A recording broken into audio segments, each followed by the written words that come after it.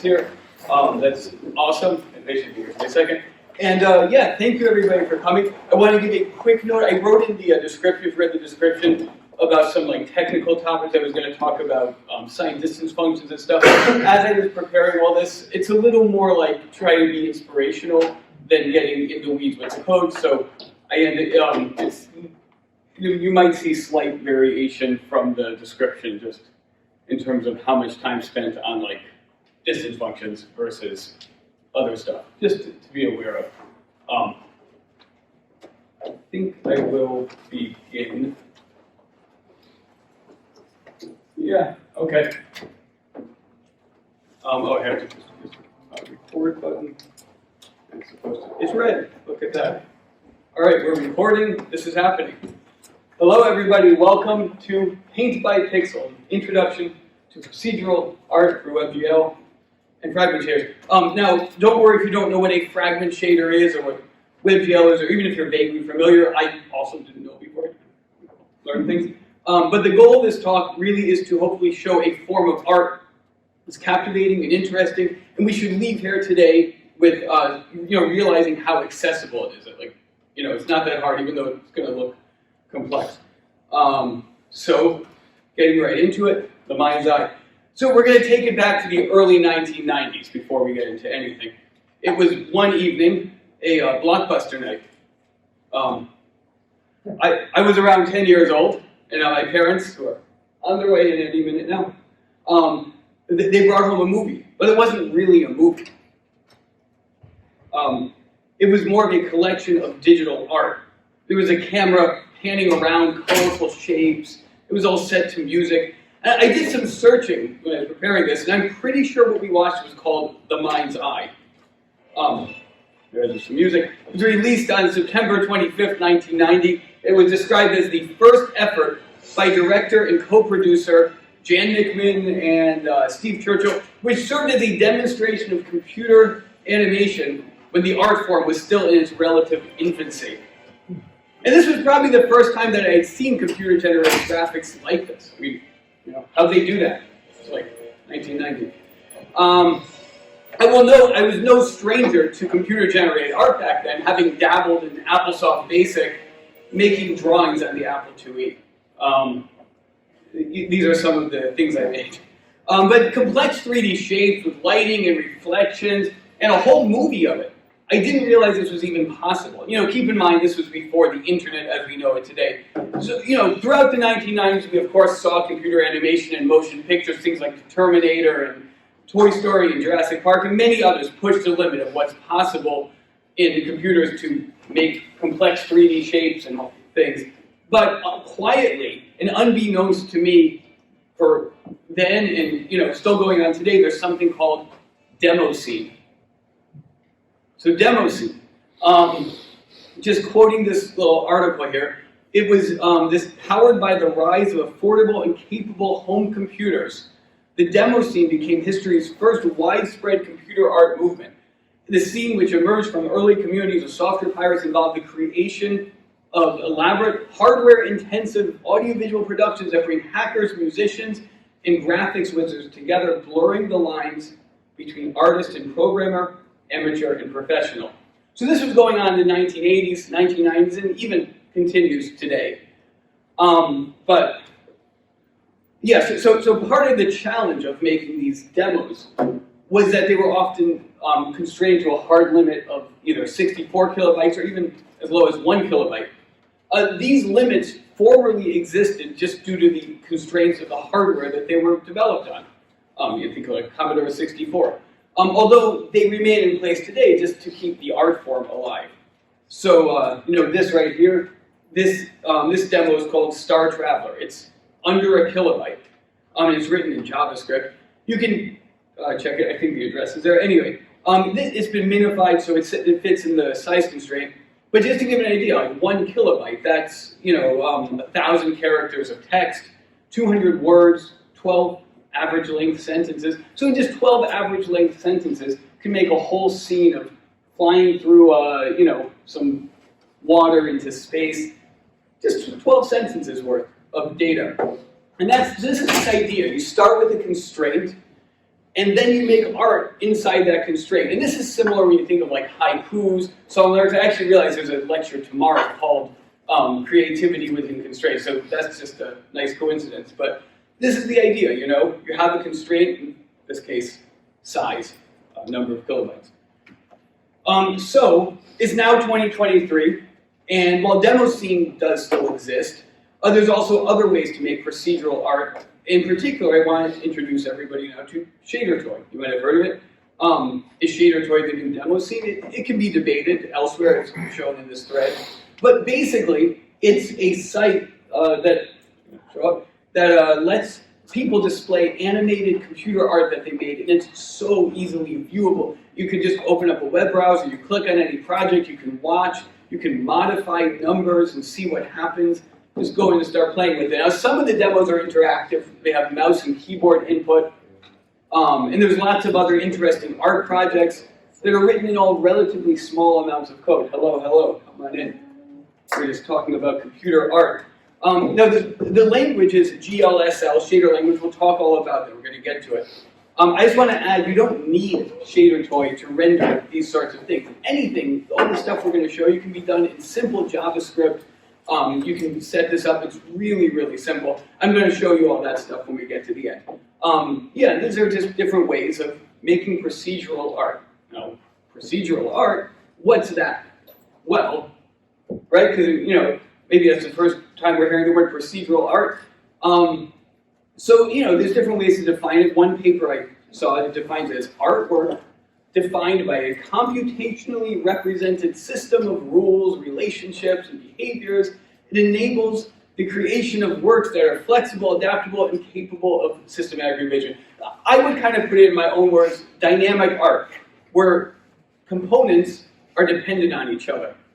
The interesting thing with this sort of art is the artist doesn't know what's going to come out, necessarily. In particular, the artist does not have the computing power in their brain to see what the final product will be, even if they intellectually can describe the math, the formulas behind it. And so they need to write these formulas or functions and allow a computer to display the finished result. And, you know, they and the rest of the world can see this picture for the first time, whatever that might look like. You know, this mesmerizing video playing here is a simple Mandelbrot set. It's a very simple fractal, one of the more basic fractals, a few lines of code, just scaling with some interesting colors and patterns. And the formula is simple, but, you know, I don't think anybody can envision in their mind what it's going to look like when you plug in some numbers. You know, so that's just an example. And all the more so when there's multiple components with these complex shapes interacting with each other.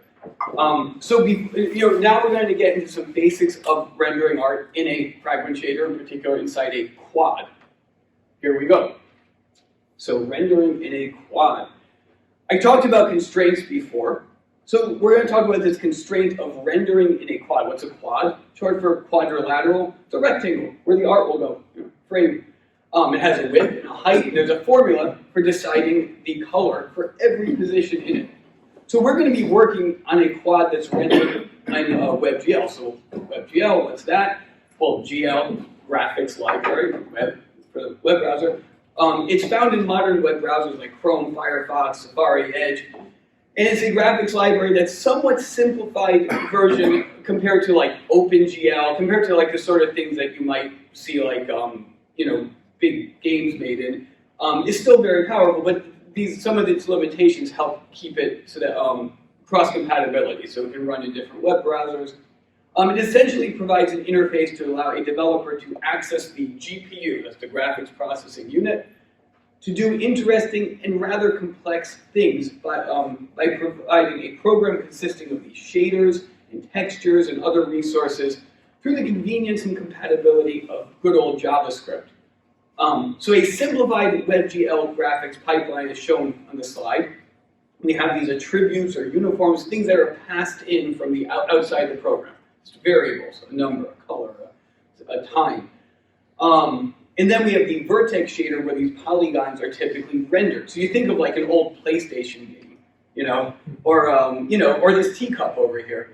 Notice how you see these vertices on the 3D model clearly. And it doesn't necessarily have to be that way, but that things look so blocky. But ultimately, the vertex shader is figuring out where to draw those polygons, and then rendering them to the screen.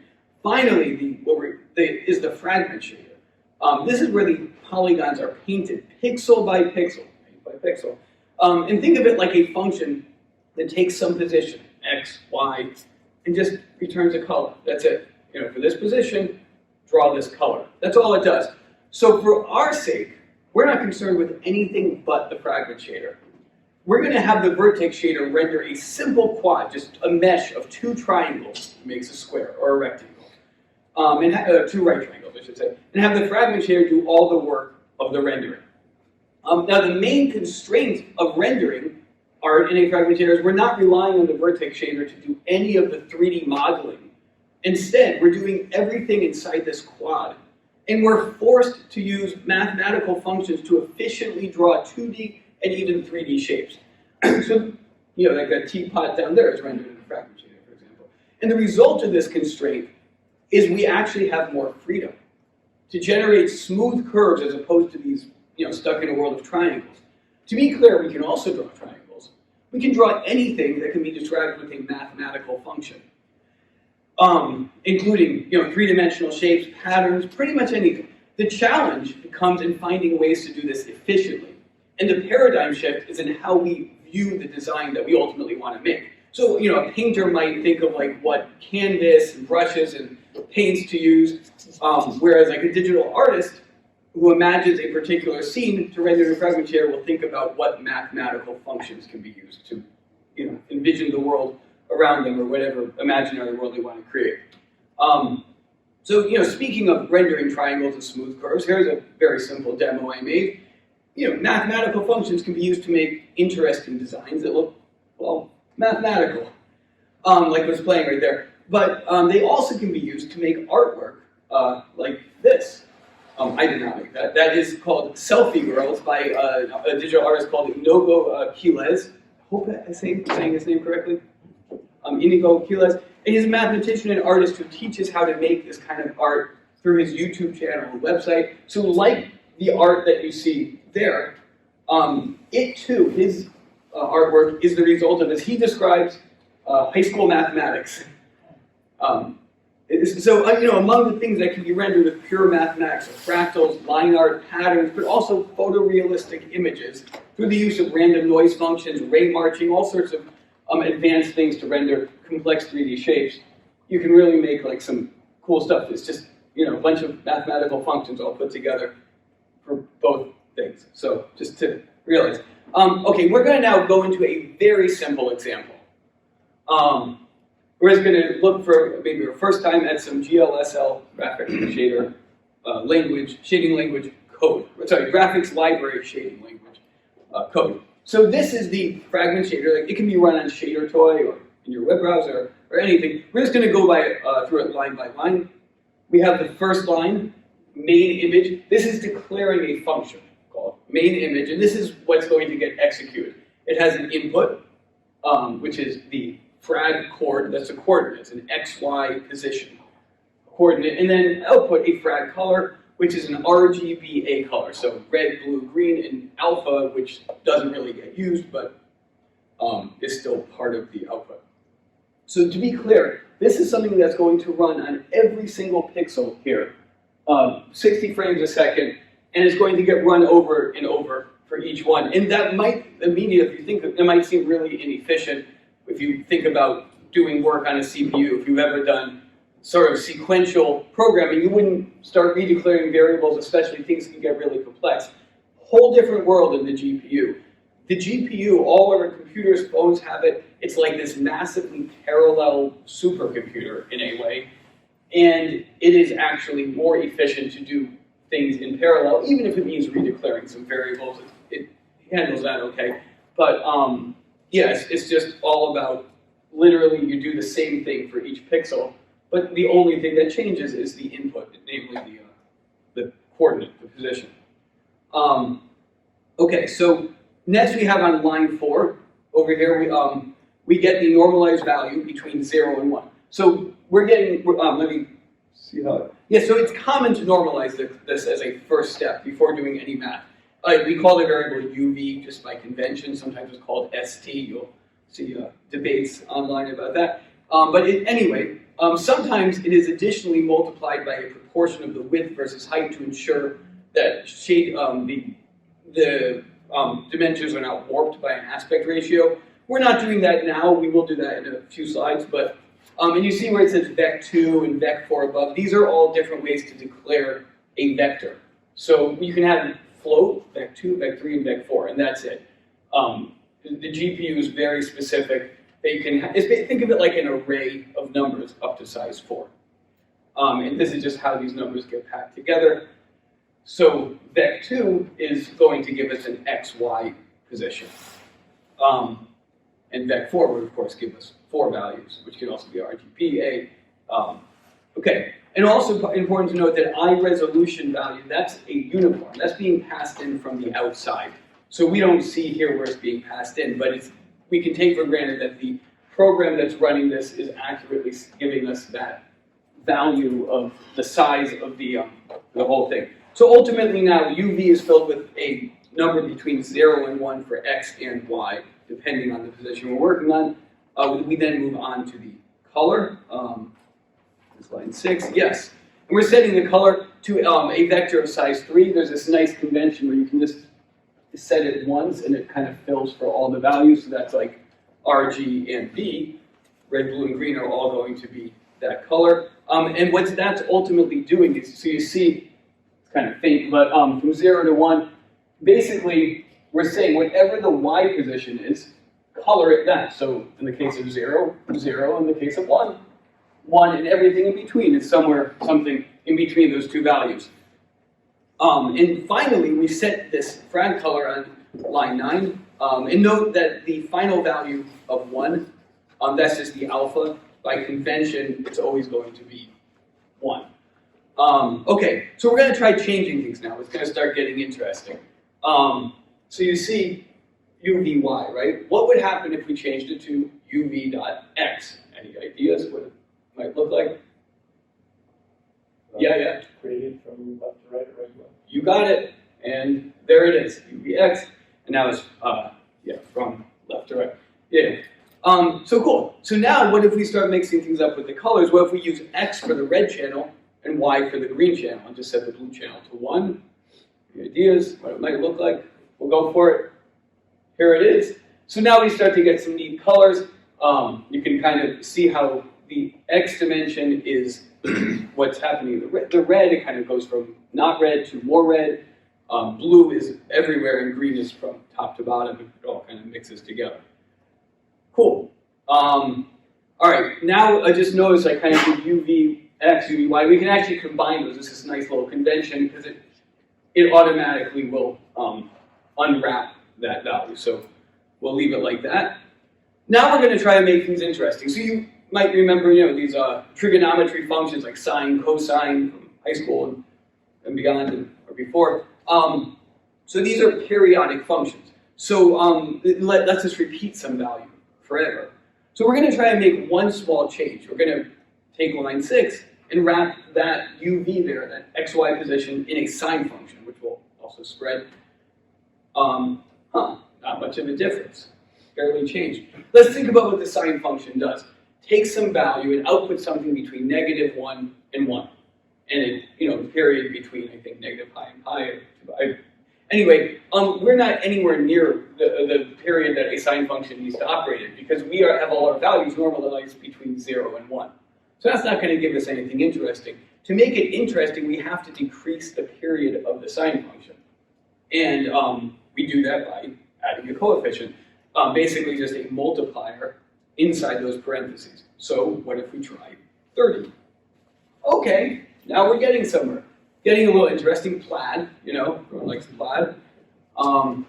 We're repeating a pattern that's produced by sine waves in the XY. And we have this multiplier of 30, which decrease the period, or increase the period. It makes more waves. And the frequency, increase the frequency. So basically, now we actually have a pattern. And just something worth noting, we are technically going below 0, so there's clipping, but it's not really an issue because anything below 0 just goes to 0. for color values. Any questions so far before I move on? Is this? You said this is done in JavaScript, right? Well, JavaScript is executing the GLSL code. So that's being passed in ultimately to JavaScript. But this is a language of its own. Okay. Cool. Okay, so remember how line 4 I talked about how it normalizes the positions, and we can make, let's say we want things to look a little more square. What we're going to do is normalize that value. So now, ultimately, basically what we're doing is we're setting the midpoint in the center, and we're normalizing the aspect ratio. So the right and left side go a little greater than 1 and -1, or -0.5 and 0.5. But, things are centered and we still have normalized values otherwise. So that looks better. But where can we go from here now that we have, something interesting going on? Well, we can add a multiplier after that UV, that XY coordinate in the sine function. So remember how it controls the size, right? We have this multiplier 30. So what if we took a distance function that just said, let's take any distance from the center. We already know the center is 0, 0. Take the distance from it and multiply whatever that value is by what's inside here. So any guesses what that might look like? Spherical scaling? Yes, exactly. Yeah, spherical scaling, kind of like a fisheye. We're going to go for it. Pythagorean theorem. So we're going to use a length function that will give us the Pythagorean theorem to give us the distance from the center. And yes, kind of like a fisheye or a spherical thing, just like we predicted. Cool. Yeah. So now we're going to finish up this little exercise by adding some animation. We mentioned we have the eye resolution uniform that's being passed in from the outside. These special variables are called uniforms, and they're given to the shader program. They can be anything from user input, like a key press or mouse cursor position or some user setting. But another major one that's commonly used is called time. Shader Toy calls it eye time, kind of like high resolution. This is how their convention. You can call it anything, but that's what they call it. So it's just a floating point value that represents time. And remember, we have this periodic function sign. So anything we put in it will just kind of get end up between -1 and 1. So what if we just put a time variable straight in there, and we get nice animation? That's it. All we did was add this multiplier. I did 4 times eye time. Why not 3 or 5? Because 4 looked like a good speed. If I made it 5, it would go a little faster. 3 a little slower. Just a multiplier to make it at a nice pace. And that's where it becomes like an artist. Artists might start tweaking things if they want something to look a certain way. So I hope we can just kind of see with this small example. It's not a lot of code. We can really appreciate how we can do a lot of cool stuff with some basic math functions and just experimenting, playing around. But just to try one more thing, because it's all about experimenting and seeing what happens. What if we change that multiplier of 30 to 8,000? Remember that multiplier controls the period of the sine function. So if we have a really high multiplier, that flat pattern is going to get really tiny. So essentially, we're fitting this thing in a smaller space. So let's just see what happens. And cool, we made a Moyer pattern. The beauty in procedural art is a creative process. You truly don't know what's going to emerge just by changing one number. It should also be observed that despite rendering a much more intricate pattern than we saw before, it's not really doing anything different from the computer. It's the same math. It's just one different number. And again, let's just reflect on how this is the result of what's essentially one line of code. Line 7, executing a relatively straightforward formula for every pixel. We get some really cool art. Made that thing pop up. Anyway, so let's just talk about what's going on now for a single pixel. Here we go, the journey of a pixel. So, thinking about how to make a particular design from the perspective of what formula or code will describe everything here? This is a paradigm shift from how art is typically made. Let's take this example of YouTube sketch artist, John Harris, drawing a set of squares to make a spiral. In his video, he's focusing on rendering one square at a time, really one line at a time. He might be thinking about what the finished product's going to look like, but based on where his pen is going, he's very clearly drawing each thing sequentially. He's not thinking of, drawing the whole thing in one go. We can cut to the end of the video and we see that he makes a pretty cool design drawing these spiraling squares. He starts shading them. So let's take a look at a similar pattern that was rendered in the Fragment shader. So here, this is a little design I made to do what's essentially happening there. Except every pixel has the code that will calculate the distance from its position to every other line shown. So, this has to know where everything is. This has to know, every pixel has to know where everything is. And then it has to answer the question, do I lie on that design or not? And if it doesn't, it's black. If it does, it's white. And if it's somewhere in between, it's gray, like if it's not quite one or the other. So, these calculations are happening in real time. You can just appreciate that, and even so much so that it can actually be animated. You can't do that with the pen drawing. It's really cool pen drawing, but yeah, just the ability to actually render these things in real time. And not only that, but the pattern can actually be repeated with a simple modulus function, just adding one function, but no other work. Otherwise, we can now take that little square pattern, just repeat it across the whole screen. Looks kind of cool. And just this whole thing is less than 350 characters of code. I actually submitted it to Shader Toy, and my design was actually like over 1,000 lines, but then somebody on Shader Toy, because they like to tinker, somebody actually reduced it to under 350 lines. Wow, that's so cool. So under 350 lines is drawing all of this, and each pixel is calculating where everything else is, the whole function, to know, where it lies and if it's one or the other. It's crazy. Cool. So yeah, so let's just look at another example now. This is called Snail. It's also by Inoue Quilez, the same artist who did Selfie Girl from the previous slide, a few slides ago. So the code, again, for rendering every pixel of that leaf is the same code that renders the snail. It's all just one mathematical formula in high school math, as Inoue would call it. So I can't help but think this is kind of similar to a gene. Our cells contain the same DNA, the same genetic code. Of course, which genes are expressed depends on what sort of cell and where that cell is in the body, but it's the same formula. Your big toe and an eyeball have the same genetic code, but just expressed differently. And certain genes are activated under certain conditions. So somebody can think of like a single fragment or pixel positioned on the screen as the condition that activates a part of the formula that renders a particular color. But the whole formula is there. And the part contains the whole. So let's just reflect on that. The whole idea that the part contains the whole. And now I think we can get practical. So I wanted to talk about how we can get started with Fragment shaders. You go home, this is over, and you want to get started. So just to be clear, everything we're doing can be done in pure JavaScript. Literally, the boilerplate to do all of it is right there. And I want to emphasize just that you don't need a special library or any kind of, you don't need Shader Toy or editors.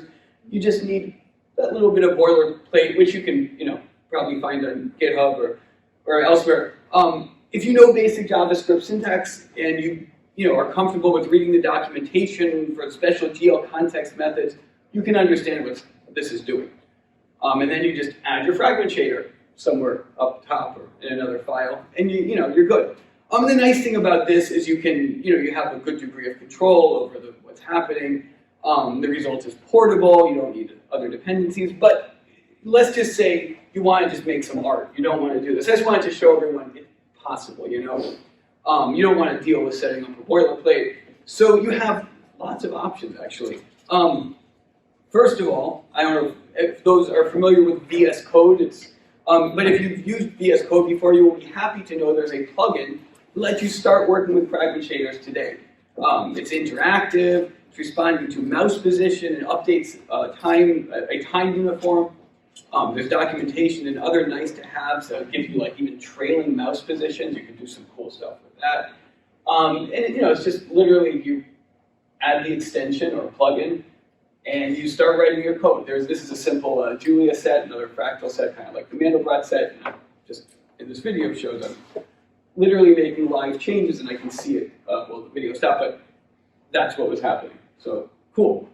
And then another great example, great place to do this kind of stuff is, if you're on the go, you don't have VS Code available, but you just have a laptop or even your phone, you can go to editor.thebookofshaders.com. It's a built-in editor, kind of similar to the VS Code interface where you got that live, you can make live changes.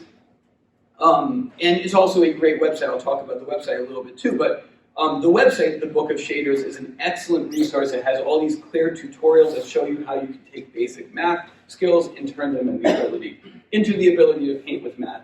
It's unfortunately unfinished, but it gets pretty advanced. It's like been in an unfinished state for over 5 years. But you can, if you get to the point that's unfinished, you're good, And one of the downsides is like saving. You can always export, but you can't just like save things easily. You might lose something if you close the browser window. But the upside is if you ever have an idea, I just want to try this thing and see what happens if I change this number, it's there, it's always available, and you don't need it. You just need an internet connection. So there you go. And then finally, of course, Shader Toy, which I spoke about at the beginning and a couple times in here.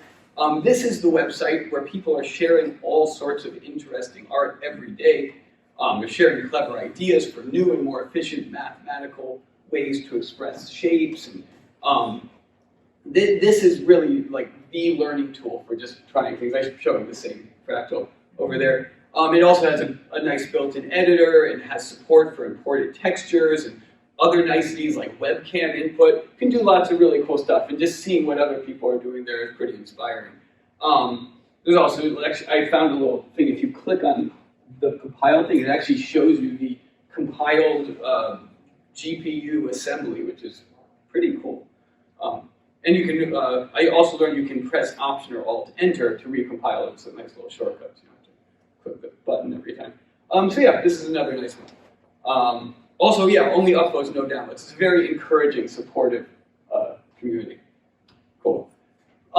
So yeah, and then more resources, things you might want to know to get started. If you're looking to get started, I highly recommend, again, bookofshaders.com. It's interactive. It slowly takes the reader through these easy to understand mathematical concepts, and how it can all be put together. A great resource for interactive visual learners if you don't mind doing some reading. But there's actually like interactive examples literally in the website, so pretty cool. If you are more of a purely visual learner, I would recommend the YouTube videos of Inogo Quiles. Some of them are very, very advanced. They can almost be a little like overwhelmingly advanced, but I would recommend you start with these two. There's the basics of painting with maths. It's amazing. He takes you through, on Shader Toy, mind you, drawing that step by step. So it's nice and just really simple. It's all just like, oh, this is a circle. Just showing you how to essentially use these signed distance functions, which I didn't talk much about in here, but that would be the next big thing. And of course, there's a really cool one where he does painting math with Google Sheets, where he literally shows you that you can apply the same idea of like painting by pixel in Google Sheets, because it's something where you can spread a formula across all cells. You just make the cells nice and square, and you got it. And I would also recommend, and as you go through your journey, you're going to learn, of course, about the sign distance function, the idea that there's this function that can describe the distance of a particular shape, which could even go negative if you're inside a shape. And his website has some really good examples of sign distance functions, which as you go on this journey, it's really cool just to say, hey, I want to draw a trapezoid. And he's like, okay, I got a function for that, and here you go. So, highly recommend that stuff, and just learning. He also has YouTube videos how he derives those, which is cool. Yeah. And also, speaking of 3D shapes, well, there's also 3D shapes. I mentioned 3D shapes, but you might also want to start rendering, three-dimensional objects with lighting and shading, and ray marching. So ray marching is like the next big thing that you might want to learn on your journey. The idea of iteratively casting a ray closer and closer to an object. And again, there's lots of really good YouTube videos. You're going to find these things. The previous slide I actually had this. This was a really good description for me. A nice article by Michael Balzic on ray marching. But if you have access to the slides or whatever, you can ask me after for recommendations on such stuff like that. Okay, so I think we're actually wrapping up. That's cool. So we've covered a lot. It's now time to wrap up. For those who this was a brand new topic, I hope you learned something new. And for those who are already familiar, I hope you were at least inspired or appreciated some of the ideas presented. In particular, I wanted to share how this is an art form that anybody who has access to a computer can start working in. You see these, taking it back to that first slide, I mean, it looks very overwhelming, but once you see, wow, I can do that. I can make a pattern out of plaid and make it into a 3D ball with, it's like kind of empowering, realizing we really all have access to this stuff, especially with tools today. You don't need expensive hardware or advanced computer programming skills. All you need is an imagination and willingness to try to use some of those high school math functions that you previously maybe thought were useless or boring. Try to make something new with them. So there are new projects in art that are posted regularly on ShaderToy and other places, and the possibilities really seem to be limitless. I'm finishing with these 3 images of real photographs of some things in nature that may actually be interesting projects for people to try to express as mathematical formulas in procedural art, either purely for inspiration or as an actual exercise for the determined viewer of this presentation. When we stop and realize that these and other things can be represented in a fragment shader, the GLSL code, in a single mathematical formula that describes them, we can try to envision the interconnectedness of things and try to perceive other areas where the part contains the whole. So I hope everybody feels inspired to express ourselves in our unique, it's a unique pixel coordinate that we are, and we go out and show our true colors, whether we're writing Fragment Shader or doing anything else. And remember the idea that art comes from a constraint. When we have that constraint, we can make something beautiful. Okay, thank you for attending. Any questions? Could you put the slide that has the links on it? Yes, totally. I'll leave that. Cool. Yes. So have you used processing? Yes, I have. Stuff? Is GLF similar to processing in syntax? I know it's processing. I think it's closer to like C or C++ syntax.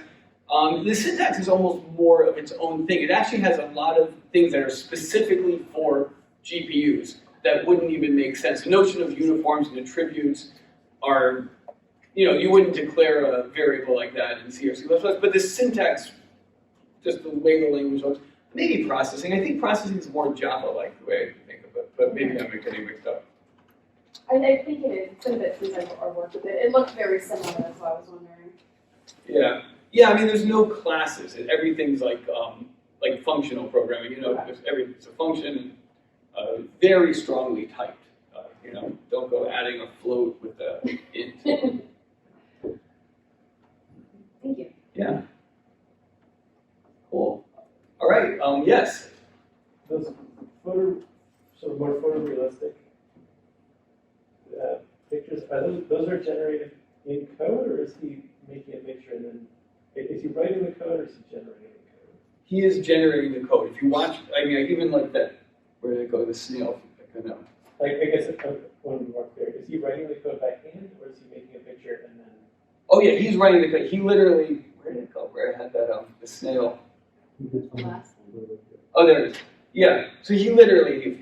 This is just a fast motion, but like in a video, he actually walks through. Okay, I'm going to make a function to draw a round segment, a cylinder. Now I'm going to take that top of that cylinder and bend it using another you can watch it, like picks the right number, a little too high, a little too low, just right. And it's just all like using these primitive shapes but there's a function for each shape, and then it's like you take this shape and multiply it by this shape, and you get another interesting shape. And sometimes even that, like knowing when to do a multiply or when to do a min or max function or add or subtract is part of the fun of just like, okay, I have this leaf, I have this snail, what's the function that shows them both, you know? So, I mean, that's for me, when I'm like playing with this stuff, I've discovered it's not always so clear. Maybe if you don't know. It's like, okay, use the minimum function, and it's like all looks weird, but that worked last time, and, you know? So it's a lot of experimenting. And even a lot of the stuff he's doing and what I've read and what a lot of people on Share, I mean, it's like new stuff, it's new math. And some of these things are using like theorems or, you know, formulas or things that have come out within the past 10, 15 years that mathematicians have kind of, you know, maybe seen the future a little bit, but not too much. There's still a lot to be done in this area.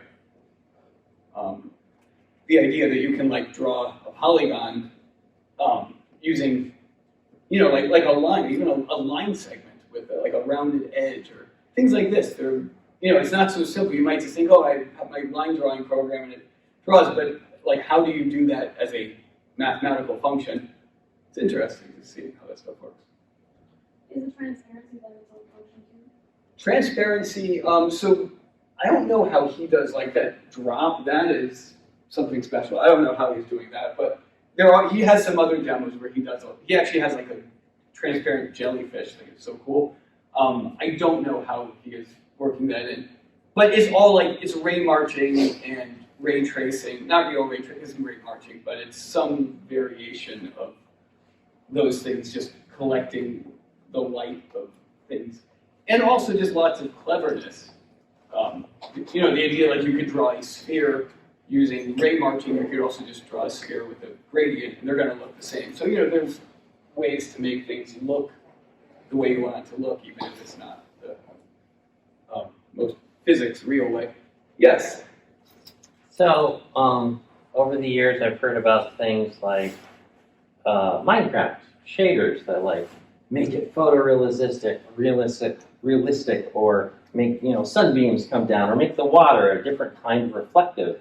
Are the shaders used in 3D games that people often mod, are those the same as Fragment shaders? They are, yes. It's the same idea. The only difference here is that here we are constrained to a quad.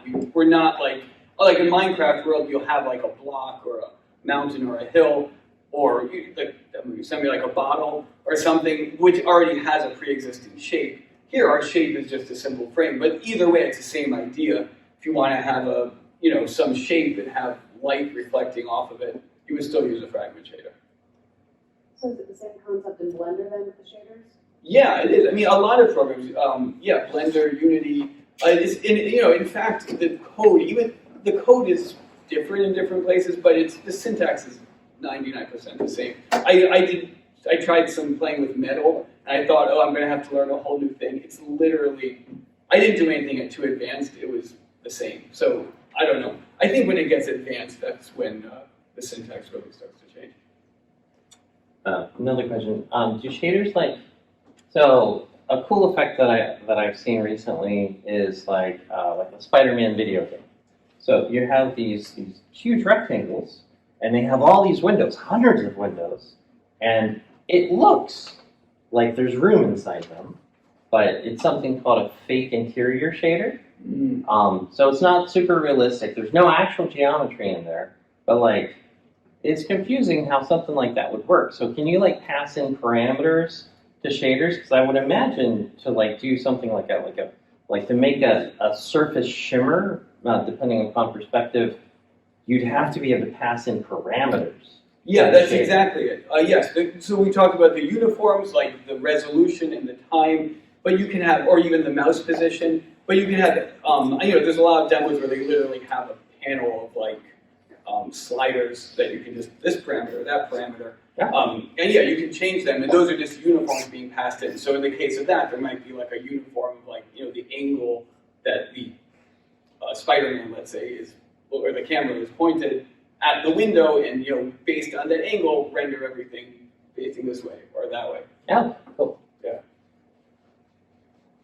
Cool. It's exactly 10:45. Any other questions? Yes. So then, when a shader uses an image map, like a bitmap, does that come in as either an attribute or one of these uniform? Yes, it does. There's a type of uniform called a texture. There's 2D textures. There's like all different ways. And yeah, basically what happens is you fill the GPU memory with this texture.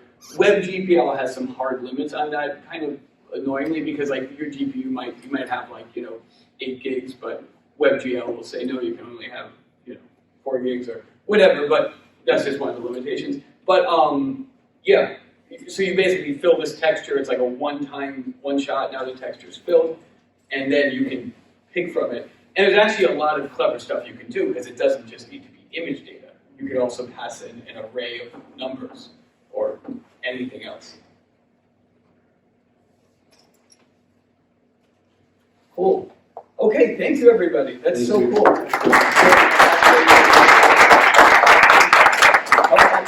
Okay, over there. One final question. Yes. Did you code your shirt? Did I code? No, I'm not glad. Okay.